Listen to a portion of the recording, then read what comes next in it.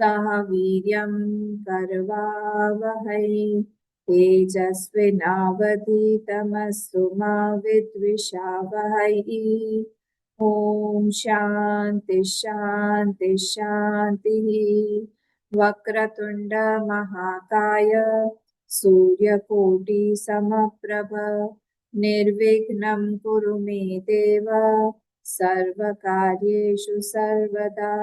सरस्वती नमस्तुभ्यं वरदे कामरूपिणि विद्यारम्भं करिष्यामि सिद्धिर्भवतु मे सदा। गुरुर्ब्रह्मा गुरुर्विष्णुः गुरुर्देवो महेश्वरः गुरुरेव परं ब्रह्म तस्मै श्री गुरवे नमः। तस्मै श्री गुरवे नमः। सच्चिदानन्दरूपाय विश्वोत्पत्त्यादिहेतवे तापत्रय विनाशाय श्रीकृष्णाय वयं नुमः।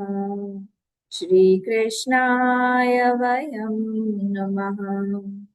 यं प्रव्रजन्तम् अनुपेतम् अपेतकृत्यं द्वैपायनो विरह कातराजुहाव पुत्रेति तन्मयतया तरवोऽभिनेदुः तं सर्वभूतहृदयं मुनिमानतोऽस्मि।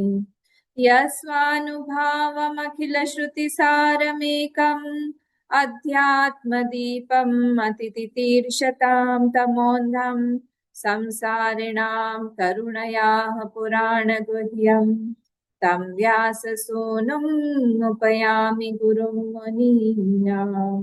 नारायणं नमस्कृत्य नरं चैव नरोत्तमं देवीं सरस्वतीं व्यासं ततो जयमुदीरये। कृष्णाय वासुदेवाय हरये परमात्मने प्रणतः क्लेशनाशाय गोविन्दाय नमो नमः। नमः पंकजनाभाय नमः पंकजमालिने नमः पंकजनेत्राय नमस्ते पंकजांग्रये। नमो किंचन वित्ताय निवृत्तगुणवृत्तये आत्मारामाय शान्ताय कैवल्यपतये नमः। कृष्णाय वासुदेवाय हरये परमात्मने प्रणतक्लेशनाशाय गोविन्दाय नमो नमः। गोविन्दाय नमो नमः। हरिओम सबको। कल हम लोग दशम जो अध्याय है उसमें हम लोगों ने प्रवेश किया था।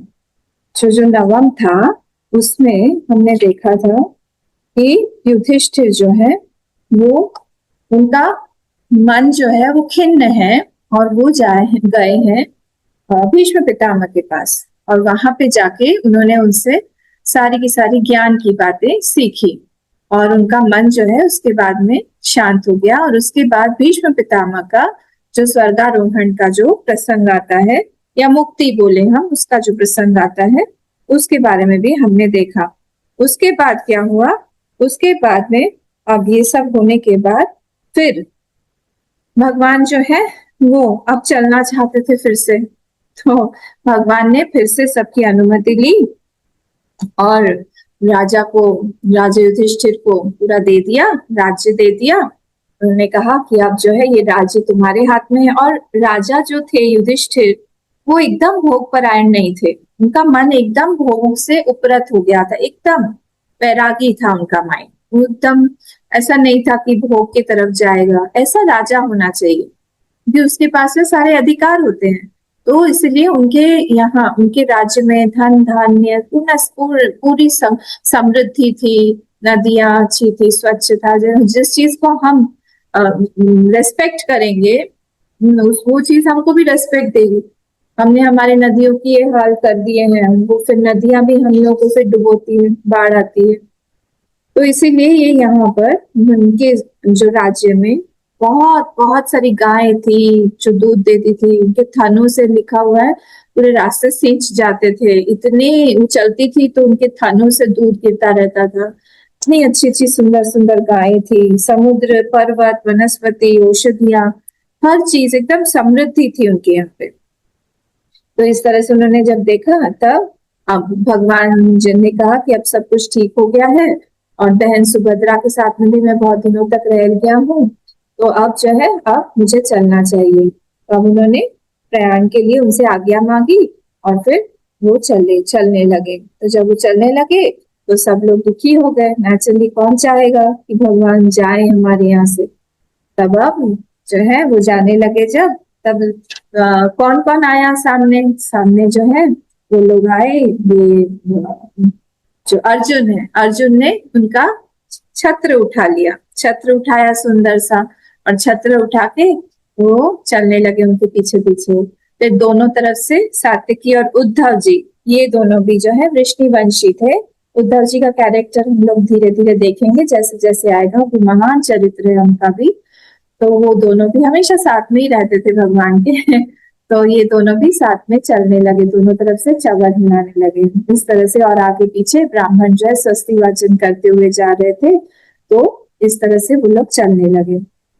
अब क्या हुआ, अब इधर जब देखा उन्होंने कि सारी की सारी स्त्रियां जो है वो दिन में देखा जा रहे हैं, भगवान भगवान तो इतने सुंदर और इतने मनमोहक। तो अब जो है अब क्या हुआ यहाँ पर, वो क्या हुआ, सब लोगों ने कहा कि सब लोग जो है,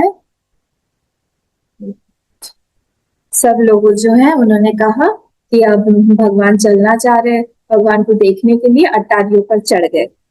जब वो अटारियों पर चढ़ गए, वो लोग सब लोग देखने लगे, निर्निमेष रूप से सब लोग भगवान को देख रहे हैं, और भगवान को देखते देखते देखते देखते वो लोग भगवान की ही लीला का स्मरण कर रहे हैं। वो लोग इमेजिन करिए, भगवान राजपथ से ऐसे जा रहे हैं हस्तिनापुर से, और दोनों तरफ अटारियों पे सब चढ़ गए हैं, और वो लोग सब चीजें गा रहे हैं, बोल रहे हैं एक दूसरे से कि ये वही है, ये वही प्रभु हैं जिनका गायन वेदों में और दूसरे दूसरे शास्त्रों में किया गया है, ये वही भगवान है।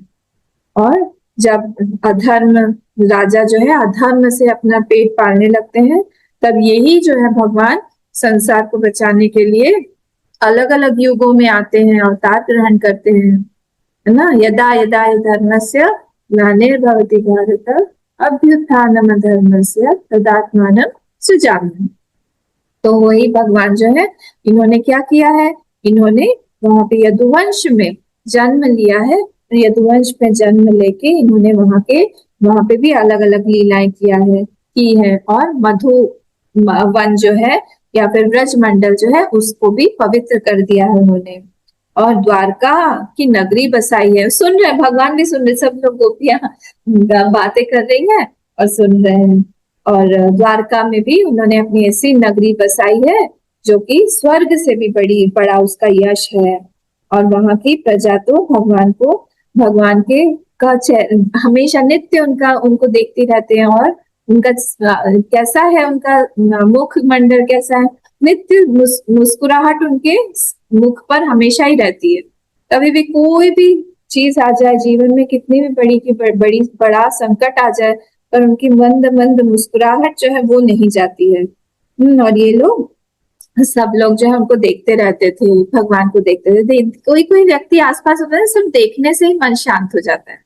ऐसा कोई व्यक्ति बहुत पुण्य से मिलता है जिनको इन्होंने, और तो और क्या कहें, जिनका इन्होंने पाणी ग्रहण किया हुआ है, वो सारी की सारी 16,108 पत्नियां जो है, और 8 जो पटरानियां हैं, जिनको जो लोग राजा थे उनके सामने से हरण करके लेके आ गए थे भगवान।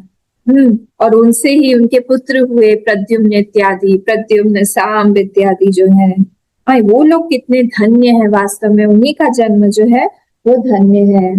तो इस तरह से वो लोग स्मरण कर रहे थे। और ये जो है भगवान की जो रानियां हैं, उनके साथ तो भगवान हमेशा रहते हैं, हमेशा रहता, चाहे वो हो ना हो। द्वारका में देखिए, ये आगे 80th चैप्टर 10th कैंटो में 80th चैप्टर है, एक चैप्टर है जिसमें नारद मुनि आए हैं भगवान के पास में और द्वारका आए।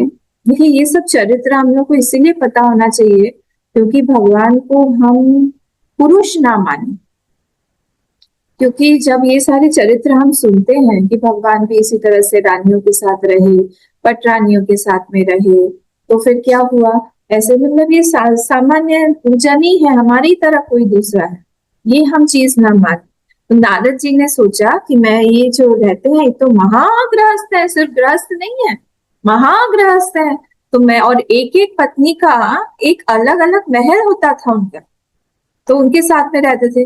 तो उन्होंने उनसे आके आज्ञा मांगी कि प्रभु मुझे देखना है आपकी दिनचर्या और मुझे सारे के सारे महलों में जाके देखना है, इसकी आप मुझे आज्ञा दीजिए। तो नारद मुनि को तो वो वत्स ही मानते थे, अपना बेटे की तरह ही मानते थे। नारद जी से बोले बिल्कुल जाओ, तुम जाओ, पर मेरी माया से मोहित मत होना। तो वो एक एक महल में जा रहे थे और एक एक जगह पे उनको उनका अलग अलग रूप दिखाई दे रहा था। कहीं पे वो बैठे हुए हैं उद्धव जी के साथ चौसर खेल रहे हैं, कहीं पे वो हैं वो किसी मंत्री के साथ में परामर्श कर रहे हैं, कहीं पर बैठे हुए हैं भोजन पा रहे हैं, कहीं पर बैठे हुए हैं अपने छोटे से नन्हे से बच्चे के साथ में खेल रहे हैं, कहीं पर जो है वो जल क्रीड़ा कर रहे हैं अपनी रानियों के साथ में और दूसरी रानियों के साथ, कहीं पर है तो वो धनुष बाण की का प्रैक्टिस कर रहे हैं, कहीं पर है वो गदा की प्रैक्टिस कर रहे हैं, कहीं पर है अपनी बेटी का रिश्ता तय कर रहे हैं। उनकी एक एक बेटी भी थी ना, 10 पुत्र थे और एक एक बेटी थी उनकी, तो उनके साथ में कर रहे, कहीं कहीं पर वो किसी मंत्री को बुला के युद्ध के आगे की युद्ध की चर्चा कर रहे हैं। ऐसा हर एक जगह पे जाके उन्होंने देखा कि एक भी महल खाली नहीं है जहां पर कृष्ण नहीं है, हर एक महल में भगवान श्री कृष्ण है। तो उनको हम लोग अपनी तरह एक पुरुष मानने की गलती ना करें कि वो भी रहे तो हम लोग को भी अलाउड होना चाहिए, उन्होंने भी इतनी सारी रानियां रखी तो हमको भी होना चाहिए। ये गलत बात है, वो तो कालिया पर भी नाचे, आप नाच के दिखाओ, तो फिर आप रख सकते हो 108 रानियां, 16,108 रानियां। तो यहाँ पे उन्होंने, ये लोग जो है ये हस्तिनापुर की स्त्रियां, वो सब उनके भाग्य को की सराहना कर रही थी भगवान के द्वारका की स्त्रियों के बारे में।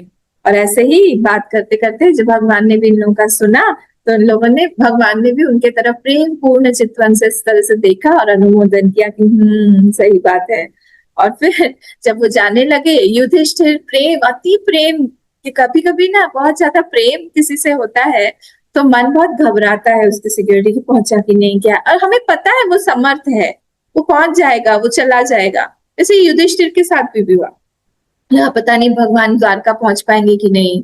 तो भगवान के साथ में एक छोटी सी सेना की टुकड़ी उन्होंने दे दी कि जाओ भगवान के प्रोटेक्शन के लिए, ये होगा। एक्चुअली वो भगवान का प्रोटेक्शन क्या करेंगे, तो इस तरह से वो चलने पर वो प्रेम की भावना एक्सप्रेस करने के लिए ऐसा था। फिर भगवान जो है भगवान को दूर तक छोड़ने के लिए गए। ऐसा लग रहा था जैसे द्वारका ही छोड़ने जा रहे। भगवान ने जबरदस्ती फिर उन सब लोगों को बोला जाओ जाओ जाओ, वापस जाओ, ऐसे कर करके उनको वापस भेजा। और ये जो है यहाँ पे बहुत सारे देशों के नाम दिए हुए हैं, अगर किसी को इंटरेस्ट हो पुराने देश का क्या नाम था तो आप लोग पढ़ सकते हैं, 34th श्लोक में है, 10th अध्याय में, 10th वाले अध्याय में। कुरुजांगल, पांचाल, शूरसेन, यमुना के तटवर्ती प्रदेश, ब्रह्मावर्त, कुरुक्षेत्र, मत्स्य, सारस्वत, मरुंधव, इन सब देशों को पार करके, मतलब वहां से जो नॉर्थ से चले थे, जा रहे हैं द्वारका ना, तो इधर जा रहे हैं पार करके वो सौवीर और आभीर देश के पश्चिम अनर्थ देश में आए। तो सब अनर्थ, अभी तो सारे स्टेट्स के नाम बदल गए हैं ऐसे करके, और मार्ग में जहां जहां पे थक रहे थे वहां वहां रुक रहे थे। तो जैसे ही सबको वहां के राजा को पता चल रहा था कि भगवान आए हुए हैं, सब लोग आते थे, उनसे मिलते थे, प्रणाम करते थे। और एक बात यहाँ पे इंपॉर्टेंट लिखा हुआ है, सायं भेजे दिशम पश्चात गविष्ठो गाम गतस्तदा, मतलब क्या, जैसे ही शाम हो जाती थी वैसे ही वो अपने रथ से उतरते थे और किसी भी जलाशय के पास में रुकते थे और वहां पर जाके आचमन करके, शुद्धिकरण करके वहां पे संध्या वंदन करते थे। ये भगवान का नित्य कर्म था। हम लोगों को भी ये सब लोक संग्रह के लिए है, लोक संग्रह जानते हैं ना, ताकि लोगों में ये उचित व्यवहार जो है ये पता चले। भगवान है इसलिए वो छोड़ देंगे ऐसा नहीं। राम जी के साथ में भी ऐसा था। राम जी नित्य पार्थिव लिंग बना के, जितने दिन वो वनवास में भी रहे, उन्होंने पार्थिव लिंग बनाया और उसकी भी पूजा करते थे। वैसे ही यहाँ पर भी इसके बारे में, तो हम लोग जो है, हमारा अगर कोई नित्यचर्या है उसको हमें छोड़ना नहीं चाहिए। अब क्या हुआ, अब भगवान जो है अब द्वारका में पहुंच रहे हैं। तो अब उन्होंने आते ही अनर्थ देश, गुजरात व अनर्थ, उस तरफ अनर्थ देश में पहुंच कर ही उन्होंने क्या किया, उन्होंने बाहर से ही अपना जोरदार शंख जो था, अपना शंख का नाम क्या है, पांचजन्य, वो ऐसे ही करके जोर से पू करके बजा दिया बाहर से, समझाने के लिए, दिखाने के लिए, लोग अंदर सिग्नल, संकेत कि मैं आ गया हूं अब। और उनका इतना सुंदर ये श्लोक लिखा है ना, कोई कोई श्लोक इतना ब्यूटीफुल है सुखदेव जी महाराज का। वो कहते हैं, स उच्च काशे, सेकेंड वाला श्लोक, 11th चैप्टर। स उच्च काशे धवलो दरो दरोपि उरुक्रमस्याधर शोण शोणिमा दाद्मायमानः करकंज संपुटे यथाब्ज खंडे कलहंस उत्स्वना। भगवान के हाथ जो है, कर कमल बोलते हैं ना हम, कमल की तरह लाल लाल। तो उन्होंने ऐसे करके उस पे रखा था, और उस पे वो पांचजन्य सफेद सफेद ऐसे लग रहा था, लोटस पे, रेड रेड लोटस पे व्हाइट कलर का हंस बैठा हुआ है, स्वान बैठा हुआ है, और वो जोर से चिल्ला रहा है इस तरह से, दाब जखंडे कलहंस उत्स्वन, मधुर गान कर रहा है, चिल्ला नहीं रहा है, मधुर गान कर रहा है। तो वो जोर से भगवान ने उसको बजाया। अच्छा, वो जो ये था उनका, ये पांचजन्य शंख, उनकी लालिमा थी होठों पे, उससे और लाल पूरा शंख जो है वो लाल लाल दिख रहा था, जिसका रिफ्लेक्शन गहरा से नहीं लिपस्टिक लगाया था कि ओठ जो है, कुंदरू का फल जानते हैं ना, लाल पका हुआ कुंदरू, यहाँ पे क्या बोलते हैं, कुंदरू, कुंदुली, हाँ, वो जब पक जाता है उस तरह का लाल भगवान के अधर है, ओठ, लिप्स, इतने सुंदर है। तो उसका कलर व्हाइट एकदम, बहुत बड़ा शंख है, हमारे जैसा इतना सा नहीं है टुच्चू, बहुत बड़ा शंख है, इतना बड़ा। अरे राक्षस पांचजन्य उसमें रहता था, सोचो कितना बड़ा, इतना बड़ा शंख उन्होंने अपने होठ के ऊपर ऐसे हाथ से पकड़ के रखा था, और जोर से संकेत दे दिया पूरे के पूरे द्वारका में कि मैं आ गया हूँ। ये दो अलग अलग बातें हैं। हाँ, जब वो गोपियों को बुलाते हैं तब वो फ्लूट बजाते हैं, वो प्रेम की ध्वनि है, वो हृदय से निकलती है। और ये जो है, ये सृष्टि की ध्वनि है, सृष्टि के पूर्व की ध्वनि जो है वो शंख की ध्वनि है। आपने कभी कान में लगा के ऐसे देखा है शंख को, उसमें वो जैसे वैक्यूम की एक आवाज आती है। रेलवे लाइन पे आपने कान लगा के देखा है? हम कहाँ से रेलवे लाइन पे लगाएंगे, हमने बचपन में ये सब बहुत किया है। कान लगा के देखो, उसमें से भी एक आवाज आती रहती है। वो सारी जो आवाजें है ना, वो सृष्टि के पहले की आवाज है, जो साइलेंस की आवाज है, वो भी यही है। ये शंख में भी वो आवाज है।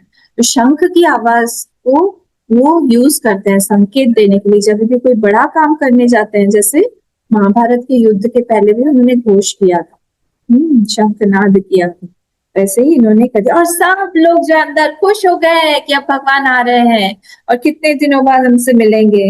जगत भय भयावहम, वो जो शंख की ध्वनि है वो कैसी है, बोल रहे हैं कि वो सारे संसार के भय को दूर कर देती है, ऐसी वो ध्वनि है। फिर क्या हुआ, प्रीत्युत्फुल्ल मुखाचेत प्रोचुर हर्ष गदगदया गिरा पितरम सर्वश्रुतम अवतारम विवार्भकाः। हम जो है सब लोग जो है उनके वो प्रसन्न हो गए, अरे वाह हमारे भगवान आ गए हैं, और भगवान की स्तुति करने लगे वो लोग। अब सब लोग तो भगवान के सामने उनके बच्चे की तरह ही है ना, तो वो लोग अब तोतली भाषा में, भगवान की स्तुति एक्चुअली कोई स्तुति नहीं है, हम लोग भगवान को छोटा ही बना देते हैं। कोई इतना बड़ा हो, जैसे सपोज किसी के फादर जो है बहुत बड़े हैं, किसी कंपनी के सीईओ हैं या बहुत बड़े, और उसका छोटा सा बच्चा है 5 साल 6 साल का 7 साल का, पता है, तोतली तोतली भाषा में बोले, पता है मेरे पापा जो है ना, वो उनको एबीसीडी आती है, उनको प्लस माइनस आता है, उनको सब आता है। तो और पिताजी पीछे से सुन रहे हैं तो उनको कैसे लगेगा कि ये तो मुझे प्लस माइनस ही सिखा रहा है। मतलब प्लस माइनस ही बोल रहा है मुझे आता है, तो मुझे तो और भी बहुत कुछ आता है। हो सकता है वो बहुत बड़े लॉयर हैं, बहुत बहुत कुछ आता है, बहुत सारे लॉयर्स उनके यहाँ नीचे काम करते हैं, बहुत कुछ है। पर क्या है, वो बोल रहे हैं एबीसीडी आता है, प्लस माइनस आता है। वैसे हम लोग भी तोतली अपनी तुतलाती हुई भाषा में भगवान की स्तुति करते हैं, और उसी से ही भगवान प्रसन्न हो जाते हैं, क्योंकि हम लोग प्यार करते हैं ना। तो प्यार में देखिए, प्यार की भावना ही अलग है, प्यार की भाषा अलग है, प्यार का सब कुछ अलग है, प्यार की दृष्टि अलग है, प्यार से जब हम कुछ कर्म करते हैं वो अलग हो जाता है, सब कुछ प्रेम अलग ही होती है, अलग ही चीज होती है। तो इसलिए यहाँ पर वो लोग जो है अब भगवान की स्तुति कर रहे हैं कि हे प्रभु आप आ गए आ गए आ गए, आइए आइए, प्रणाम है आपको, और हम आपके चरणों की में सदा सर्वदा हम प्रणाम करते हैं, जिनकी वंदना जो है भगवान सारे के सारे शिव जी, शंकर भगवान, सॉरी ब्रह्मा जी, ये सब लोग करते रहते हैं, हम भी आपको प्रणाम करते हैं। और हम आपको पाकर अब सनाथ हो गए, क्योंकि इतने दिनों से आप बाहर थे, हम तो बिल्कुल अनाथ जैसे हो गए थे, और हमको लग रहा था हम आप हैं क्योंकि हमारा आपके अलावा कोई है नहीं, इसलिए हमको लग रहा था आप कहाँ चले गए हैं। और अब जो है आपका ये बहुत सुंदर सा ये जो रूप है, ये देखकर हम लोग एकदम तृप्त हो गए हैं। आपका कितना सुंदर मुख है, मुखमंडल है, और इससे तो देवताओं को भी ये दर्शन प्राप्त करना दुर्लभ है, और हम लोग को ये सुलभता से प्राप्त हो जाता है, क्योंकि हम द्वारकावासी हैं, आपके भक्त हैं। इसलिए हे कमल नयन कृष्ण, हे श्री कृष्ण, जब भी आप अपने बंधु बांधवों से मिलने जाते हैं, हस्तिनापुर चले जाते हैं, कभी आप मथुरा ब्रजमंडल चले जाते हैं, तब आपके बिना हम लोग का जीवन जो है एक एक क्षण कोटि कोटि कल्पों की तरह लगता है। और आपके बिना हमारी वैसी दशा होती है जैसे सूर्य के बिना आंखों की दशा, आंखों को कोई रूप नहीं दिखेगा। अहो सनाथा भवतास्म यद्वयम् त्रैविष्टपानामपि दूरदर्शनम् प्रेमस्मित स्निग्ध निरीक्षणाननम् पश्येम रूपम तव सर्व सौभगम। आप जो है हमको आप सनाथ कर दिया आपने यहाँ पे आके, अब जो है आप हमको आप हमारे पास नहीं रहिएगा, आप कहीं जाइएगा मत।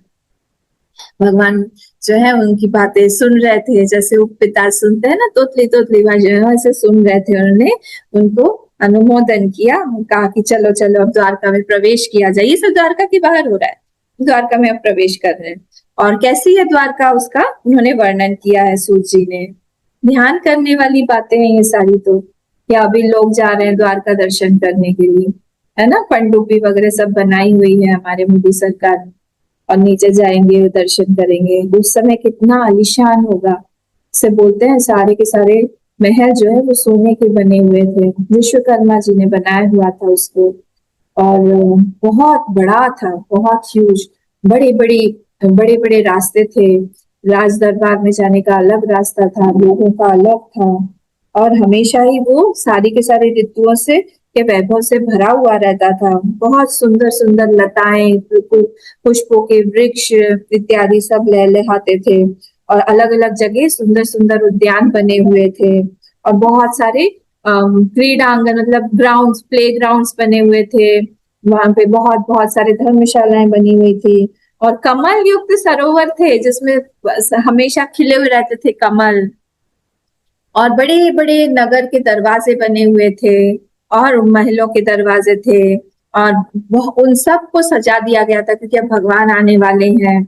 और चारों ओर विचित्र विचित्र सुंदर सुंदर पताकाएं, फ्लैग्स होस्ट कर रही थी, है ना, बहुत सुंदर सा लग, और इतने ही सारे ध्वजाएं थी कि वहां पे छाया ही हो गई थी पूरी, इतने ही सारे वहां पे ये थे, पताकाएं, फ्लैग्स थे। अभी मैं गई थी ना जब वहां ये कैलाश में, तो हम लोग गए थे चाइना के थ्रू। जब चाइना के थ्रू गए तो चाइना में एक चेंगडू करके जगह है, फिर तिब्बत में घुसे, वहां पे भी ऐसे ही सब सुंदर सुंदर दृश्य थे, इतने फ्लैग्स थे लगे हुए, क्योंकि उनका जो प्रेसिडेंट है उनका वहां पे आने का था थोड़े 2 दिन बाद ही, तो हम लोग को सब वो सुंदर दृश्य देखने को मिला। इतनी फ्लैग्स, मुझे लगा हमेशा ही ऐसे टंगे हुए रहते होंगे क्या, फिर बाद में पता चला अच्छा ये सब प्रेसिडेंट के लिए है, शी जिनपिंग वो आने वाले थे। तो ऐसा ही यहाँ पे भी सुंदर एकदम बहुत सुंदर से सजाया हुआ था राजमार्ग, और सब जगह पे फूल इत्यादि से बुहारा गया था, सींचा गया था, सुगंधित सुगंधित जल से सींचा गया था। अक्षत और अंकुर फल फूल सब इधर उधर रखे हुए थे, बिखरे हुए थे। और हर एक घर के सारे द्वार पर क्या क्या चीजें थी, देखिए ये सब शुभ होता है रखना। क्या क्या है, दही, अक्षत, फल, ईख, शुगर केन, गन्ना, और जल से भरे हुए कलश, उपहार की वस्तुएं, धूप, दीप आदि। ये सब से हर एक घर के सामने ये सब सजा हुआ था। कितना ब्यूटीफुल है ना। हमारा हमारा सनातन धर्म कितना सुंदर है। और जैसे ही इन लोगों को पता चला, ये वसुदेव जी को, अक्रूर, उग्रसेन इत्यादि को, बलराम जी को पता चला, प्रद्युम्न इत्यादि सबको, सब लोग इकट्ठे हो गए, चलो चलो चलो चलो चलो, यहाँ लिखा हुआ है एक मंगल शकुन के लिए एक हाथी को ले लिया उन्होंने, आगे आगे हाथी चलेगा, हाथी को शुभ मानते हैं ना। अरे गणेश जी दिख गए आज तो, बोलते हैं यहाँ पे लोग। हाथी को आगे रखा, गजराज को आगे रख के, और पीछे लोग सब स्वस्ति वाचन इत्यादि करते करते करते करते आगे आगे चल रहे थे। हम शंख और इत्यादि तुरही और ये सब बाजे भी बजने लगे, वेद ध्वनि होने लगी। और तो और बहुत सारी सुंदर सुंदर वरांगनाएं भी, वो भी रथ पर चलकर चलने लगी आगे आगे, बहुत सुंदर से सजी हुई थी। फिर बहुत से नट नाचने वाले, क्या कर रहे हैं भगवान को, क्या करवाने वाले, बहुत सारे नट नर्तक नाचने वाले, गाने वाले, और भी सूत इत्यादि, मागध, बंदीजन, ये सब भी आगे उनको चरित्रों का गान करते हुए चले। और ये सब भगवान जो है श्री कृष्ण भगवान, इन लोगों को उनकी योग्यता के अनुसार भगवान आ गए। ठीक है, तो भगवान आ गए, भगवान आए और क्या हुआ, उन्होंने उनका सबका सम्मान किया। भगवान ने देखा कि सब लोग जो है मुझे, मेरा इतना आदर कर रहे हैं, मुझे लेने के लिए यहाँ पर आए हैं। तो भगवान ने सबको सिर झुकाकर प्रणाम किया, अभिवादन किया, और सबके अनुसार जिसको जैसा उचित, देखिए व्यवहार का ज्ञान होना बहुत जरूरी है। जब हम लोग संसार में हैं तो ये लोगों के साथ में व्यवहारिक जो ज्ञान होता है, किसके साथ कैसा व्यवहार करना है, बहुत बहुत आवश्यक। किससे कितना बोलना है, क्या बोलना है, नहीं बोलना है, हर चीज किस तरह से रखना है, कितना डिस्टेंस मेंटेन करना है, ये सब पता होना चाहिए। भगवान ने उस हिसाब से किसी से गले मिले, किसी को आशीर्वाद दिया, किसी से आशीर्वाद लिया, किसी से दूर से ही प्रणाम किया, किसी को बस देख ही लिया, किसी को आंखों से ही बस अनुमोदन किया, प्रेम भरी दृष्टि से दिया, किसी की कोई इच्छा थी उसको वरदान दे दिया। इस तरह से सबसे मिल रहे थे। और यहाँ पे लिखा हुआ है चाश्व पाकेभ्यो वरेश चाभि मतेर विभु। और जाके जो है चांडाल इत्यादि जो लोग थे ना, उन लोग दूर रहते हैं थोड़ा सा, उनसे जाके भगवान ने पूछा तुमको कुछ चाहिए, तुम्हारी कोई इच्छा है, ये भी पूछा। क्योंकि ये लोग तो बहुत आ नहीं पाएंगे उनके पास में, तो जब मिल रहे हैं तभी उन्होंने पूछ लिया। इस तरह से जब जा रहे थे तब उस समय जो द्वारका की अब स्त्रियां हैं, पहले वाली जो थी वो हस्तिनापुर की स्त्रियां हैं, हाँ, अब भगवान के ये जो द्वारका की स्त्रियां, ये सब अटारियों पर चढ़कर ये अंदर आ गए भगवान। अब अंदर से ये लोग सब बोल रही हैं, नैव तृप्यन्ति दिशा, अरे तुम लोगों को तो हमेशा भगवान दिखते रहते हैं ना, अब तुम लोगों को क्या बोलना है। नहीं, हमको कभी भी तृप्ति नहीं होती है। भगवान का मुखमंडल ऐसा है, श्रियो धाम अंगम अच्युतम, वो भगवान का जो एक एक अंग है वो बेस्ट है। ये मेरे ख्याल से ये 12th स्कंद में आता है, 12वें स्कंद में इसका एकदम बहुत अच्छे से वर्णन है। जब जब सांब को ऋषियों ने ये दिया था, श्राप दिया था, उस समय का इसके पहले का ही वर्णन है, आप लोग देखिएगा 12वें स्कंद में। उस समय बताया था कि नारद जी जब देखो तब भगवान के पास में आ जाते थे, जब देखो भगवान के आसपास में ही रहते थे। बोले क्यों ना हो, कि भगवान जो है यही बात बोले, श्रीयो धामांग गम अच्युतम, क्योंकि वो श्री के का धाम है, उनका एक एक अंग, अच्युत का एक एक अंग वो श्री का धाम है, मतलब बेस्ट एंड बेस्ट। मतलब अगर उनका हम गला देखें तो गला जो है, कैसा गला बेस्ट होता है, वो जो गला होता है वो शंख की तरह होता है, वो बेस्ट बोलते हैं इसको। जो कंधे हैं, भगवान के कंधे कहते थे सिंह स्कंध, सिंह की तरह बड़े बड़े थे ऐसे। तो यही सारी चीजें यहाँ पे गोपियां जो है बोल रही हैं। तो गोपियां बोल रही है कि मूर्तिमान जो लक्ष्मी जी हैं उन्हीं का निवास स्थान है उनका शरीर, तो हम तृप्ति हमको नहीं होती है जितनी बार भी हम लोग देखो तो।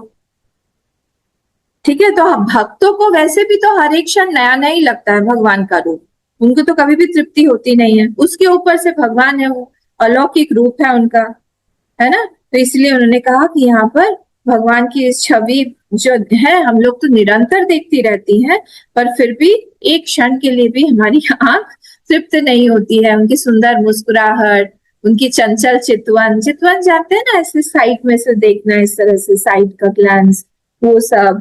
फिर जब वो बात करते हैं, जिस तरह से बात करते हैं, जैसे वो चलते हैं, उनके चरण कमल, उनके हाथ, उनकी नाभि, उनका वक्षस्थल, उनका चरण, उनका थाईस ऐसे बोलते हैं कि जो कदली का स्तंभ होता है ना, कदली मतलब केले का स्तंभ, वैसे उनके सुंदर सुंदर थाईस हैं। एक एक अंग उनका बहुत नेचुरली उन्होंने माया से ऐसे ही रचित किया हो ताकि हमारा मन अट्रैक्ट हो। और भगवान से सुंदर और कौन हो सकता है?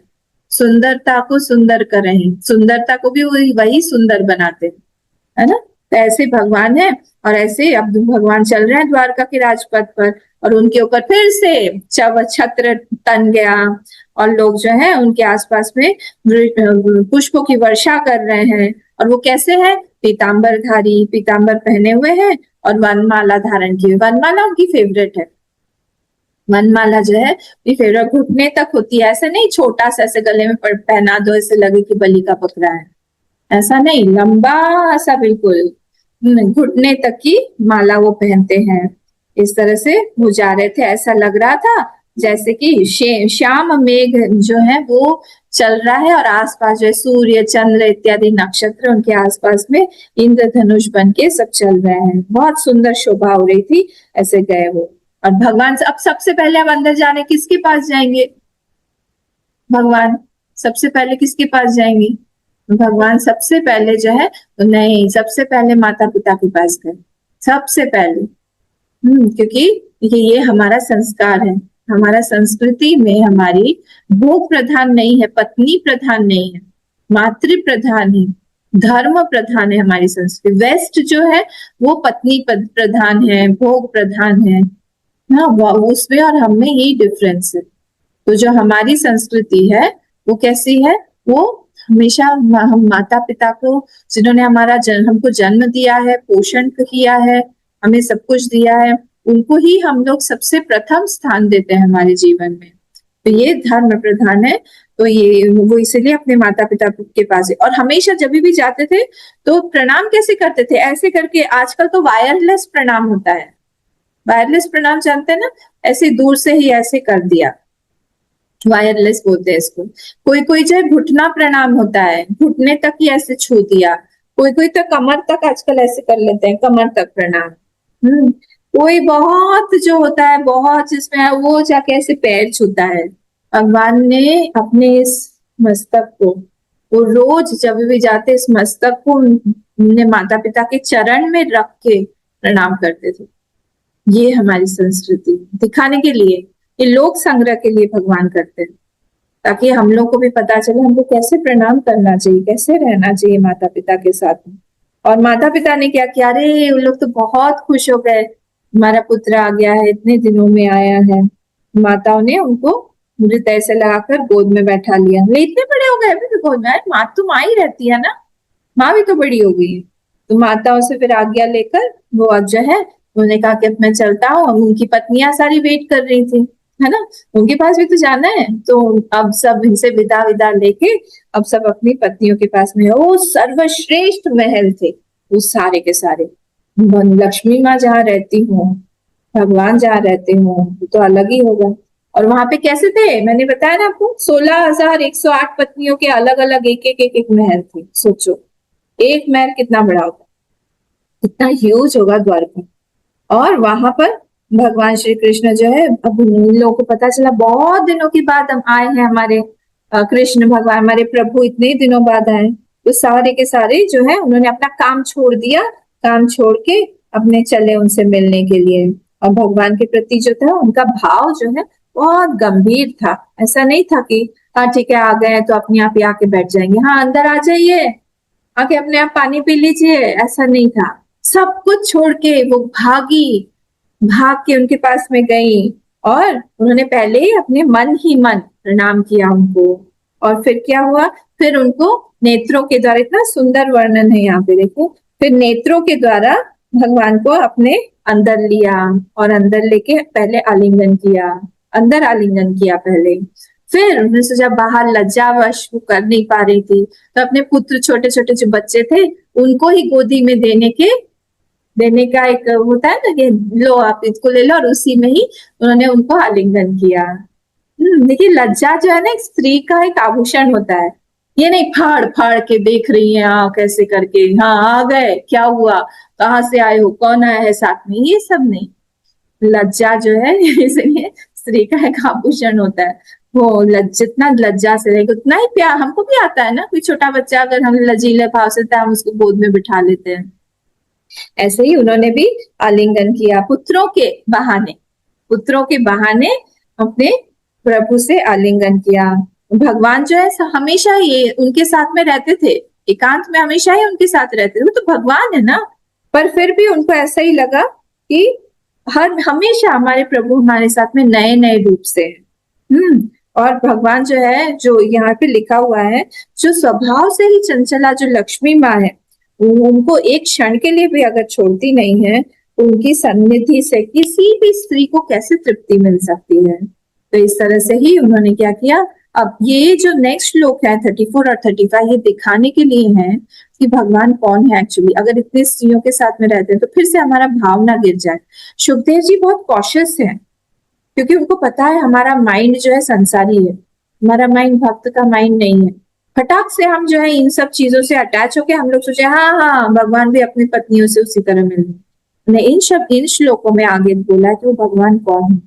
एवं नृपाणाम क्षितिर्भार जन्मना, उन्होंने क्या किया, क्षितिभार जन्मना, ये पूरे के पूरे राजाओं का जो एक भार हो गया था, अधार्मिक राजाओं का भार हो गया, उनको खत्म कर दिया। अभी खत्म करके ही आए हैं।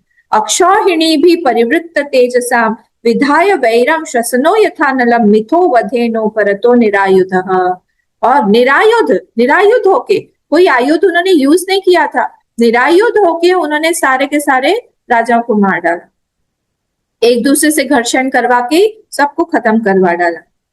और फिर क्या हुआ, ये सारे के सारे मरवा डालने के बाद अब यह एकदम शांत हो गए, क्योंकि उनका कर्म मेन यही था कि यदा यदा ये धर्म से ग्लानिर्भवति भारत, जब भी ग्लानि होगी इसकी, धर्म की ग्लानि होगी, अधर्म बहुत बढ़ जाएगा, तब क्या होगा, तब मैं आऊंगा। उन्होंने वही किया, तो इन्हीं उनका हो गया था। और साक्षात जो एष नरलोके अस्मिन् अवतीर्ण स माया, वही भगवान जो है साक्षात माया के बल से ही उन्होंने ये वाला रूप लिया है, अवतार ग्रहण किया। रेमे स्त्री रत्न कूटस्थ भगवान प्राकृतो यथा, और सहस्र श्री रत्न कूटस्थ, बहुत सारे सहस्रों श्री रत्नों के साथ में उन्होंने साधारण मनुष्य बनकर उन्होंने क्रीड़ा की, पर वो है नहीं साधारण, अत्यंत असाधारण है। उनके जैसा पुरुष कोई है नहीं, इसीलिए उनका नाम है पुरुषोत्तम। सबसे महान पुरुष जो है वो है पुरुषोत्तम, जिनके सब हम लोग अंश हैं, वो है पुरुषोत्तम। अच्छा, अभी इन स्त्रियों के बारे में लिखा हुआ है, सर आप सोचिएगा कैसी स्त्रियां थी वो स्त्रियां जो थी वो इतनी सुंदर थी वो एक एक स्त्री। भौमासुर ने यहीं पे तो कैद करके रखा था उनको, यहीं पे तो था भौमासुर को, कौन सा तेजपुर, यही तो है। तो ये यहाँ पर ही उसने सोचा था ये 16,000 थी, 16,100, 8 तो उनकी पटरानियां थी। ये 16,000 से जब वो 1 लाख होगा तब वो सबके साथ में एक साथ विवाह करने वाला था। क्या क्या लोगों के ड्रीम्स होते हैं, सोचो। तो ये है, तो सारी सुंदरी राजकुमारियों को पकड़ पकड़ के ये लेके आ रहा था, यहाँ पे बंधक बना के रख रहा था। तो ये इतनी सुंदर थी कि कामदेव ने सोचा कि मैं अपना धनुष बाण इनके सामने चला ही नहीं पाऊंगा। कामदेव बोले कि जरूरत ही नहीं है, ये जहां पे भी रहेंगी अपने चितवन से, अपने कटाक्ष से, अपनी मुस्कुराहट से, अपने मंद गमन से, ये नहीं चल रही है, ऐसे चल रही है जैसे पूरा का पूरा पृथ्वी हिल रही हो। कुंभ कुंभकर्ण के बाद हमारा ही नाम है, ऐसा नहीं। सुंदर से चलना, सुंदर से बात करना, मीठी मीठी बात करना, सुंदर हंसी, हर चीज में एक अट्रैक्शन होता है। वो सारी इतनी ज्यादा थी इनमें। अब नेक्स्ट में मैं आ रही हूँ। तो वो कामदेव जी बोले कि मुझे बाण उठाने की जरूरत ही नहीं। आपको पता होगा कामदेव के धनुष में 5 काम के बाण रहते हैं। तो वो सारे के सारा मुझे यहाँ पे जरूरत ही नहीं पड़ रही कि इतनी सुंदर है ये। हाँ, और अपने आप ही किसी को भी मार डालेगी। तो वो सुंदरियां जो यसेंद्रियम विमथितुम कुहुकई न शेकुहु, बोले वो स्त्रियां जो है भगवान के मन में एक पल के लिए भी, एक पल के लिए भी उनके मन में कोई भी क्षोभ उत्पन्न नहीं कर पाती थी। आप सोचो, एक पल के लिए भी। आपको स्टोरी पता है ना, जिसमें बोला जाता है कि परीक्षित जी जो है वो एकदम निस्तब्ध उनका जन्म हुआ था, प्राण नहीं चल रहे थे।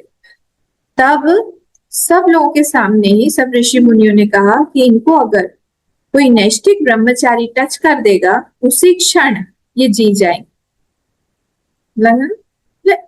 सब लोग और सारे ऋषि मुनि बड़े बड़े सब आसपास खड़े हुए थे। नेचुरली परीक्षित जी का जन्म हुआ है, गुरुवंश का आगे चलाने वाले हैं ये, हो लोग सब खड़े हुए थे। तो सब लोगों ने कहा आइए, आप आइए, सब बड़े बड़े ऋषि मुनि। बोले नहीं नहीं नहीं, कभी अगर हमारे मन में कोई ऐसी भावना आ गई बच्चा अगर जिंदा नहीं हुआ हम लोग की बदनामी हो जाएगी, बच्चा तो गया ही, हमारी बदनामी हो जाएगी, नहीं नहीं नहीं हम नहीं जाएंगे। कोई भी जब आगे नहीं आ रहा था तब भगवान श्री कृष्ण बोले ठीक है, अब कोई आगे नहीं आ रहा है तो मुझे ही आगे आना पड़ेगा। तो सब लोग हंसने लगे। बोले आप भी क्या बात करते हैं, 16,108 पत्नियों के साथ में रहते हैं और आप बोलते हैं कि आप नैष्ठिक ब्रह्मचारी हैं। बोले नहीं, ट्राई करने में क्या होप्स है, ट्राई कर लेते, लेट्स ट्राई वंस। और वहां पे चले गए आगे और छू दिया, जैसे ही छू दिया परीक्षित जिंदा हो गए। ये कैसे पॉसिबल? यही है भगवान के मन में, क्योंकि भगवान जो है अपनी स्थिति में ऐसे स्थित है, उनको उस ज्ञान से, अपनी स्थिति से कोई भी चीज च्युत नहीं कर सकती, इसलिए उनका नाम है अच्युत। उनको नीचे नहीं ला सकती, इसीलिए उनका नाम है अच्युत। वो अपनी स्थिति में है।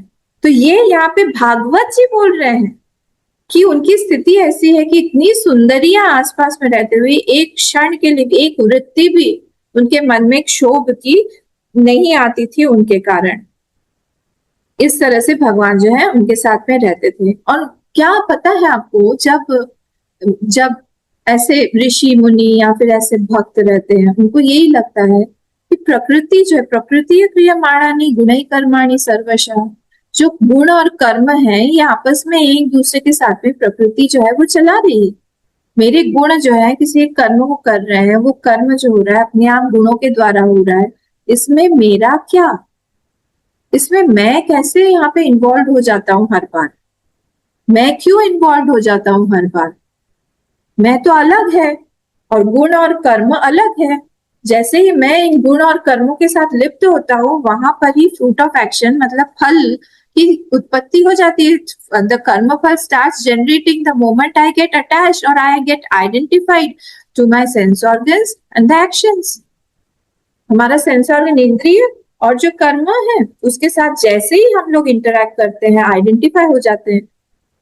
जैसे एग्जाम्पल देके मैं समझाऊं, कोई भोजन की वस्तु आई, भोजन की वस्तु आई, हमने खा लिया, हमारा अटैचमेंट नहीं हुआ क्योंकि वो खा लिया, पता नहीं चला उसके। कभी कभी कोई कोई व्यक्ति महान होते हैं, रसों में भी मैंने देखा है, नमक बिना डाले हमने दे दिया, कोई कंप्लेन नहीं, पूरा का पूरा खा लेते, कोई कंप्लेन नहीं। हम लोग जैसे ही खाने बैठेंगे वैसे ही अरे नमक नहीं है, अरे मिर्ची इतनी ज्यादा है, ओहो इस तो बहुत ही ज्यादा खट्टा हो गया है। इसमें क्या हुआ, उस टेस्ट को हम ले रहे हैं और जैसे ही हमने उस टेस्ट को ले लिया हमारा तादात्म्य बन गया, अब कर्म फल जनरेट हो गया विदाउट एनी आइडेंटिफिकेशन। तादात्म्य के बगैर जब हम कोई भी कर्म करते हैं वहां पर फ्रूट जो है वो जनरेट नहीं होता है। और यही प्रिंसिपल है जिससे शिव जी जो है पूरे संसार को खत्म कर देते हैं प्रलय के समय, उनको कोई भी पाप नहीं लगेगा। ज्ञानी की भी यही स्थिति होती है। ज्ञानी भी अगर पूरी सृष्टि को, ज्ञानी होना पड़ेगा क्योंकि उसका तादात्म्य सबके साथ है पर किसी के साथ नहीं। ये एक स्थिति होती है क्योंकि वो सब में अपने आप को देख रहा है पर सबसे डिटैच्ड है। एक स्थिति होती है। धीरे धीरे धीरे धीरे जब हम बढ़ते रहते हैं आगे अध्यात्म में, तब हमारा आइडेंटिफिकेशन बढ़ता रहता है। क्यों हम बोलते हैं कि हम लोग को नॉनवेज नहीं खाना है, क्यों हम बोलते हैं कि हमको अहिंसा नहीं करना है, क्योंकि आई सी माई रिफ्लेक्शन इन दैट। को लगता है जैसे मुझे तकलीफ हो रही है उसको भी तकलीफ होगी। क्यों जड़ भरत जो है इस तरह से चल रहे थे कि वो छोटी छोटी चींटियों को भी बचा बचा के चल रहे थे, क्योंकि उनको लग रहा था उसमें भी प्राण है, जैसे मुझे तकलीफ होती है उसको भी तकलीफ होगी। तादाद में बढ़ जाता है, तब वो सब में अपने आप को देखता है, पर ये भी जानता रहता है कि मैं किसी में भी नहीं हूं, मेरी आत्मा उसकी आत्मा एक ही है, यहाँ पे एक ही आत्मा है, एक ही ब्रह्म है, यहाँ पे कोई दो नहीं है। जब ये वृत्ति आती है तब उस वृत्ति से जब जो रहता है उसी को हम ज्ञानी बोलते हैं। भगवान जो है इसी वृत्ति में रहते थे हमेशा, और इसीलिए जब युद्ध का उद्घोष हुआ, युद्ध की गर्जना हुई, युद्ध भूमि में जब वहां पे अर्जुन इस तरह से पड़े हुए थे, तब उनको हंसी आई कि ये क्या कर रहा है, इतने 12-12 साल 14-14 साल इसने प्रिपेयर किया है और अब जाके बोल रहा है नहीं मारूंगा नहीं करूंगा। डायरेक्ट उन्होंने ज्ञान से ही शुरुआत किया है गीता का।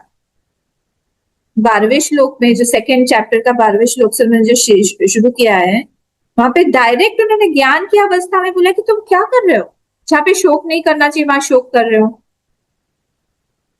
और जहां पे करना चाहिए वहां पे नहीं कर रहे हो। हाँ, तो इसीलिए उन्होंने ये उनको बोला इस तरह से करके कि शोचानन्व शोचस्तम प्रज्ञावादाश्च भाषसे, तो तुम जहाँ पे शोक करना चाहिए वहां नहीं करते हो, वहां जहाँ करना चाहिए वहां नहीं कर रहे हो, और अपने आप को इतना महान मान रहे हो जैसे तुम्हारी बुद्धि बहुत ज्यादा है। प्रज्ञावादाश्च भाषा से, प्रज्ञावादों की तरह तुम बात कर रहे हो। डांटा उन्होंने। सारे लोग एक ही ट्यून में नहीं बोलते हैं भगवान, हर जगह पे अलग अलग बोलते हैं। गतासो न गतासो नानु शोचंती पंडिता, तुमको पता नहीं है जिसके प्राण नहीं गए या जिसके जाने वाले हैं, दोनों के लिए ही जो पंडित है वो शोक नहीं करता है। ये ज्ञान की स्थिति है। वो आप सोचिए उस समय युद्ध भूमि में, मार्केट प्लेस, उसमें ज्ञान की भाषा कैसे आएगी उनके पास में, क्योंकि वो स्थित है उसमें, इसीलिए इतने स्पॉन्टेनियसली आ गई। गीता में हृदय पार्थ भगवान ने ऐसे नहीं बोला, वो हृदय है भगवान का, वो ज्ञान हृदय में है भगवान के हमेशा। 24/7 into 12 into 36 365 सब समय है उनके पास में, वो ज्ञान हमेशा रहेगा और प्रज्वलित है, हमारी तरह बुझा बुझा नहीं है, सो गए तो ज्ञान चला गया, सुबह उठे तो भूल गए, ऐसा नहीं है। वो कौन है वो जानते हैं, इन स्त्रियों के साथ में रमण करते हुए भी वो जानते हैं कि मैं कौन हूं। ठीक है, तो यही उनकी भगवत्ता है। क्या क्या भगवत्ता है उनकी, वो मतलब प्रकृति में स्थित होकर, माया में स्थित होकर ये सारी लीलाएं करवाते हैं, पर फिर भी उन गुणों से वो लिप्त नहीं होते हैं। तो देखिए ये सब वेदांत का बहुत डीप टॉपिक्स हैं। कैसे हम बोलें कि ये वेदांत नहीं है, इसमें पूरा भरा हुआ है वेदांत इसमें, कि वो इतने ज्यादा अंदर भगवान जो है, भगवान प्रकृति को अपने ऊपर लेके, क्योंकि ब्रह्म से तो कुछ नहीं होगा, ब्रह्म हर जगह पे है। जिस क्षण प्रकृति आई, प्रकृति से ही, प्रकृति बोले आप, माया बोलो आप, उसको लिया उन्होंने, अंगीकार किया, उसमें शक्ति खुद की डाली और उसी से ही पूरी की पूरी सृष्टि की उन्होंने, सृष्टि का सृजन किया। उसके बाद वो लीला करते हैं, उसके बाद उनको पता चलता है कि कौन सा भक्त जो है उसे चाहता है, कौन से भक्त की क्या इच्छा है। अगर माया को नहीं लेंगे, प्रकृति को नहीं लेंगे, तो उनके पास मन कहाँ से आएगा, मन नहीं आएगा तो उनको समझ में कैसे आएगा कि किसके मन में क्या है ना। तो इसी तरह से, इसीलिए बोला जाता है कि राधा जी के थ्रू हम भगवान श्री कृष्ण को प्राप्त कर सकते हैं, क्योंकि राधा जी ही माया है, शक्ति है, वही पराशक्ति है, वही आह्लादिनी शक्ति है, वही प्रकृति है, परा प्रकृति है, वही है सारी चीज। उन्हीं के थ्रू हम भगवान तक पहुंच सकते हैं। ये प्रिंसिपल्स हैं वेदांत के। तो इस तरह से भगवान जो है इस तरह से रहते थे, पर लास्ट जो श्लोक में सुखदेव जी ने पूरा पानी डाल दिया। उन्होंने कहा वे मूढ़ स्त्रियां लेते मे निरे बला मूढ़ा, उनको मूढ़ बोल दिया।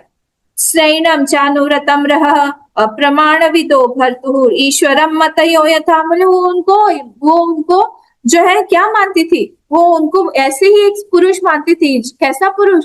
जो कि एकांत में मेरे साथ में रमण करता है, मेरी बात मानता है। स्त्रैण बोल दिया, मतलब स्त्री के काबू में, हैंडपेक्ट जिसको बोलते हैं हम इंग्लिश में। अरे राम, बोले हाँ, इसीलिए उन्होंने सुखदेव जी ने उनको मूढ़ बोल दिया। ये मूढ़ स्त्रियां जो है उनको ऐसे ही सोचती थी, उनको ईश्वर नहीं मानती थी, उनको भगवान नहीं मानती थी। पर ये चीज गोपियों में नहीं थी, इसीलिए गोपियों को हम प्रेम की आचार्य बोलते हैं। गोपियों के मन में जो भगवान के प्रति भाव था, श्रद्धा थी, जो उनका ज्ञान था कि भगवान कौन है, वो एकदम अलग था इनकी पत्नियों से, जबकि पत्नियों के साथ में भगवान हमेशा रहते थे।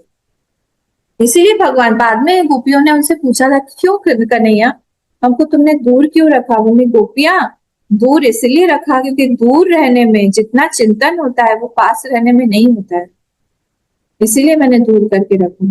प्रेम जो है विरह में जैसा बढ़ता है वो सामीप्य में नहीं बढ़ता है, इसीलिए मैंने दूर करके रखा। तुम जितना क्लोज मेरे साथ में आई 11 साल के बाद, जब मैं नहीं था तुम्हारे पास में, उतना मैं जब था वहां पे उतना तुम क्लोज नहीं आई थी मेरे साथ। तो ये सारी ज्ञान जो की बातें जो है वो भगवान ने गोपियों के साथ किया, इन पटरानियों के साथ नहीं किया, इन रानियों के साथ नहीं किया, क्योंकि इनका स्तर ही नहीं था, अधिकारित्व ही नहीं था ज्ञान। और इसीलिए गोपियों को वो अपने साथ में लेके गए, पटरानियों को नहीं लेके गए। उनका तो अंत बहुत खराब हुआ, उनको पता ही है। ठीक है, तो इस तरह से ये यहाँ पे साथ में रहते थे। अब परीक्षित जी का जन्म होने वाला है, हमारे पास में 10 मिनट है, हम देखते हैं परीक्षित का जन्म। 12वां अध्याय। तो अब जो इन्होंने पूछा, शौनक जी कह रहे हैं, तो शौनक जी ने पूछा कि अब आप एक बात बताइए, उस समय वो उत्तरा भागते हुए आई थी, वो तो वहां पे आपने रोक दिया था, पार्क कर दिया था उस स्टोरी को। आगे क्या हुआ? उत्तरा भागते भागते आई थी, उत्तरा का गर्भ नष्ट होने वाला था, हाँ, पर भगवान ने उसको बचा दिया था। आप बताइए कि उसके बाद ही उत्तरा को परीक्षित जी प्राप्त हुए, और उनका कर्म, जन्म, मृत्यु, उस सब जो भी उनको गति प्राप्त हुई, सब कुछ हमको सुनना है, क्योंकि वही इसके श्रोता है ना मेन। तो हमने सुखदेव जी के बारे में बताया, हमने परीक्षित जी के बारे में नहीं बताया, हमको हम सुनना चाहते हैं, कृपा करके बताइए। तो सूत जी ने बोला ठीक है, मैं बताने ही वाला था उसको। तो धर्मराज जो युधिष्ठिर है, अपीपल धर्मराज पितृवद रंजयन प्रजा निस्पृह सर्व कामेभ्य कृष्ण पादाब्ज सेवया। 12th चैप्टर 4th श्लोक।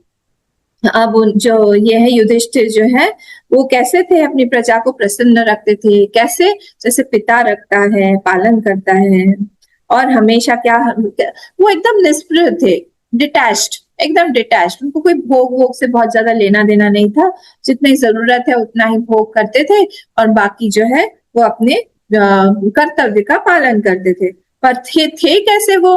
अतुलित संपत्ति थी, पूरा का पूरा जम्बू द्वीप जिसको हम बोलते हैं ना, जब हम हाथ में संकल्प लेके बोलते हैं जम्बू द्वीपे। जम्बू द्वीप कौन सा है? जितना हमारा पृथ्वी का जो सारे के सारे लैंड के वो है, जगह है जहाँ पे भी लैंड है, वो पूरा जम्बू द्वीप में आता है। वो पूरा जम्बू द्वीप के वो ओनर थे, और बहुत बड़ी संपत्ति थी, और उन्होंने बहुत बड़े बड़े यज्ञ किए, और उनका यश जो है इसलिए बहुत फैला हुआ था। और ऐसी ऐसी भोग की उनके पास में सामग्री थी जो कि जिसके लिए देवता भी लालायित होते थे, परंतु उनको उनके मन में लालसा आती थी क्या? नहीं, जैसे भूखे प्यासे मनुष्य को सिर्फ पानी खाना चाहिए और कुछ भी नहीं चाहिए, वैसे उनको भी हमेशा यही लगता था मैं भगवान में ही रमण करता रहूं, उनको भगवान के सिवा कोई भी चीज नहीं चाहिए थी।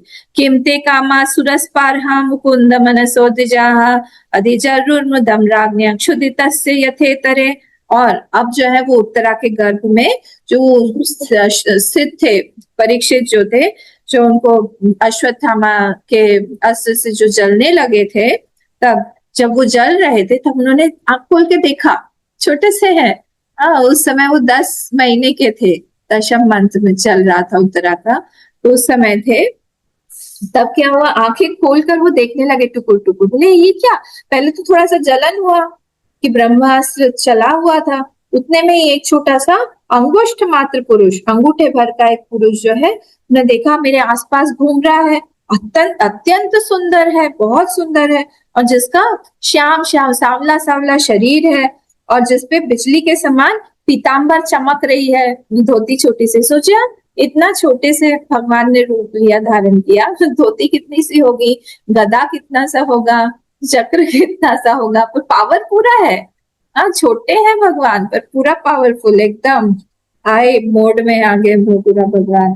फिर क्या हुआ, और वो जो है उनकी लंबी लंबी चार चार भुजाएं हैं। सोचो आप, उतनी सी जगह में एक तो ऑलरेडी बैठा हुआ है अंदर, हाँ, उतने चार भुजाएं करके घूम रहे हैं, और सब में कुछ ना कुछ उन्होंने लिया हुआ है, और कान में कुंडल भी पहन लिया, तो कुंडल भी है वहां पे, और हाथ में एक जलती हुई गदा है, और बार बार जिसको घुमाते हुए जा रहे हैं, और स्वयं भी शिशु के चारों ओर घूम रहे हैं। इस तरह से वहां पे सारा का सारा अंधेरा जो था, अब गर्भ में तो अंधेरा ही होगा ना, वहां कहाँ से लाइट जाएगी, हाँ तो कोई इलेक्ट्रिसिटी का कनेक्शन है नहीं, वहां पे भी लाइट जला दो भाई, भगवान आए लाइट जला दो। भगवान ने सोचा मैं अपना ही लाइट की व्यवस्था खुद ही करके जाऊं, पूरा लाइट चारों तरफ लाइट ही लाइट हो गया।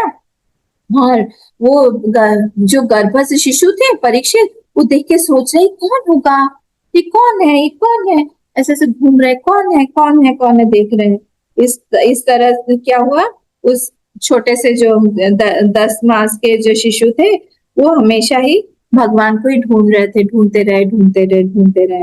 अब वो वहीं पर ही ब्रह्मास्त्र के तेज को उन्होंने शांत कर दिया, और वहीं पे ही अंतर्धान हो गए। कौन, परीक्षित, हाँ कृष्ण भगवान। फिर क्या हुआ, अब जब उनका राइट समय आया, अनुकूल सारे नक्षत्र हुए, तब उन्होंने, परीक्षित ने जन्म लिया। वो, और जन्म होते ही चारों तरफ खूब नगाड़े वगाड़े सब बजने लगे, और सब लोग बहुत खुश हो गए, इतने तेजस्वी दिख रहे थे। एक्चुअली परीक्षित भगवान के दर्शन पाकर आए, बहुत तेजस्वी है। और युधिष्ठिर ने सुना, अरे मेरा पौत्र हुआ है, ओ सब लोग आओ, कहीं जाओ मत, वही बढ़िया बात हो रही है यहाँ पे, आओ आओ आओ, क्या क्या चीज किस किस को चाहिए, बहुत प्रसन्न हो गए कि मेरे घर में पौत्र आया है। उन्होंने सब सारे ऋषि मुनियों को बुलाया, धौम्य ऋषि, कृपाचार्य इत्यादि, और सब सारे के सारे संस्कार कराने लगे। देखिए सारे संस्कार होता है ना, जैसे गर्भाधान संस्कार होता है, पुंसवन संस्कार होता है, जात कर्म संस्कार होता है, बहुत सारे संस्कार होते हैं, उनके सारे उत्तरा के सारे संस्कार उन्होंने करवाए थे। तो जैसे गर्भाधान संस्कार से क्या होता है, गर्भ की शुद्धि होती है, जो जीव आने वाला है वो शुद्ध गर्भ में शुद्ध एक जीव अट्रैक्ट होता है, सारे संस्कार होते हैं। सीमोत्तनयन बोलते हैं, सीमंतोन्नयन, सीमंतो नयन होता है, पुंसवन होता है, पुंसवन जब होता है उसमें एक वीर पुत्र पैदा होता है इस संस्कार से। सारे षोडश संस्कार के ही एक एक संस्कार होते हैं। तो ये जात कर्म संस्कार, ये सब गर्भाधान, पुंसवन, ये सब का उनका हो गया था। अब जात कर्म, सॉरी, उत्पाद में होता है। अब जैसे ही उनका जन्म हुआ, अब एक इन्होंने सोचा कि मैं खूब दान दूं। उस समय जब नाल नाल पता है ना, जो ज्वाइंट रहता है, कौन सा कॉर्ड, अम्बिलिकल कॉर्ड जिसको बोलते हैं, जो अटैच रहता है बच्चे के साथ में, तो वो जो कॉर्ड है उसके कटने से पहले सूतक नहीं लगता है। सूतक समझ में आता है ना, उसके बाद हम कोई शुभ कर्म नहीं कर सकते हैं, तो तब सूतक कटने, सॉरी, अम्बिलिकल कॉर्ड कटने से पहले जो एक टाइम होता है, बच्चा आ गया है बाहर पर अभी भी कॉर्ड से जुड़ा हुआ है, उसको बोलते हैं प्रजा तीर्थ। और उस समय जो दान दिया जाता है वो अक्षुण्ण होता है, बहुत अक्षय उसका फल होता है उस पीरियड को। तो ये जानते थे, तो उस समय में उन्होंने बहुत बड़ा बड़ा बहुत दान का संकल्प कर लिया। ब्राह्मणों को बहुत सारी सुवर्ण, गौवें, पृथ्वी, गांव इत्यादि, हाथी घोड़े सब दिए। राजा है हमें, वही दे सकते हैं, हम कहाँ से सोचेंगे। फिर तो जैसे ही वो सूतक लग गया, उसके बाद में फिर ये सारा दूसरा संस्कार वगैरह इत्यादि हुए। और इन्होंने फिर जो सारे ब्राह्मण थे उन्होंने उनको खूब आशीर्वाद दिया ये पुरुवंश के शिरोमणि काल की दुर्निवार गति से पवित्र पुरुवंश जो है वो मिटना ही चाह रहा था, पर भगवान ने आके आपको पौत्र को बचा लिया। भगवान ने छोटा सा रूप लेके उसको बचा लिया, उसकी रक्षा की। और इसीलिए इस बालक का नाम होगा विष्णु रात। रात मतलब प्रोटेक्टेड बाय, रात मतलब रक्षक, रक्षा किया है जिसने, विष्णु ने जिसकी रक्षा की हुई है। इसलिए परीक्षित का एक नाम है विष्णु रात, ब्राह्मणों ने बोला, क्योंकि इनकी रक्षा स्वयं भगवान ने, विष्णु भगवान ने किया था, इसलिए इनका नाम विष्णु रात होगा। और ये बहुत यशस्वी होंगे, बहुत बड़े होंगे और बहुत भगवान के परम भक्त होंगे, महापुरुष होंगे। तो इन्होंने, युधिष्ठिर ने फिर उन लोगों को प्रणाम किया और कहा कि आप जो है ये बालक जो है क्या अपने उज्जवल यश के से हमारे वंश की पवित्र कीर्ति महात्मा राजर्षियों का अनुसरण करेगा, हमारे जैसे बनेगा, या कुछ अपना ही नया निकालेगा। उन्होंने कहा कि नहीं नहीं नहीं। अब ये सारा जो पोर्शन है ये बहुत सुंदर है, उनके बारे में बोल रहे हैं कि उन्होंने, ब्राह्मणों ने उनको बोला, ये पूरा अधिकारी कौन है, ये भागवत सुनने का अधिकारी, इसीलिए उनको बनाया गया, भगवान ने उनको बनाया। ये 19th से शुरू होता है, 19th से शुरू होके ये पूरा है हमारा 31 तक, 19th से लेके 31st श्लोक तक, ये पूरा उनके बारे में मैं शॉर्ट में बताती जाती हूँ। उन्होंने कहा कि आपका जो मनुपुत्र इक्ष्वाकु के समान ये प्रजा का पालन करेंगे, राम जी के, दशरथ नंदन राम जी के समान ये सत्य प्रतिज्ञ एकदम होंगे, ब्राह्मण भक्त होंगे, और शिबी के समान दाता होंगे, शरणागत वत्सल होंगे, और दुष्यंत के पुत्र जो भरत जी हैं उनके समान इनका यश फैलेगा। और अपने दादा कौन थे उनके, अर्जुन, उनके समान ये धनुर्धारी होंगे और अग्रगण्य वीर होंगे बहुत ज्यादा, और दुर्धर्ष होंगे, और समुद्र के समान दुस्तर होंगे, इनको कोई कंट्रोल में नहीं रख पाएगा इस तरह से। यह सिंह के समान पराक्रमी होंगे, और हिमालय की तरह आश्रय लेने योग्य होंगे, और पृथ्वी के सदृश तितिक्षु होंगे। ये कितनी बड़ी बड़ी क्वालिटीज है। और माता पिता के समान सहनशील भी होंगे, और भगवान शंकर की तरह ये कृपालु होंगे, और लक्ष्मीपति भगवान विष्णु के समान ये लोगों को आश्रय देने में होंगे, और बहुत सारे समस्त सद्गुण इनको महिमा धारण करने में श्री कृष्ण का ये अनुयायी होंगे। ये बाद में श्री कृष्ण भगवान के अनुयायी होंगे, और रंती देव के समान उदार होंगे, और ययाति के समान धार्मिक होंगे, और धैर्य में बलि के समान होंगे, और श्री कृष्ण के प्रति दृढ़ निष्ठा में प्रहलाद जी के समान होंगे। ये सारे बड़े बड़े क्वालिटीज हैं। और ये बहुत से अश्वमेध यज्ञ करेंगे, आप चिंता ही मत करिए। और पर ऐसा नहीं होगा कि बहुत अहंकारी होंगे, वृद्धों की सेवा करेंगे। और इनके जो पुत्र होंगे जन्मेजय इत्यादि, वो भी बड़े बड़े राजर्षि होंगे और बहुत बड़े बड़े यज्ञ इत्यादि करेंगे। और पृथ्वी माता और धर्म की रक्षा के लिए ये कलयुग का भी दमन कर देंगे। कलयुग इनके सामने आ जाएगा, उसका भी लोग उनको कंट्रोल में कर देंगे। पर लास्ट में जो है ब्राह्मण कुमार के श्राप से इनको तक्षक आके डस लेगा, और इनके उस समय सब कुछ छोड़ के भगवान के आश्रित हो जाएंगे और भगवान को ही ये प्राप्त करेंगे।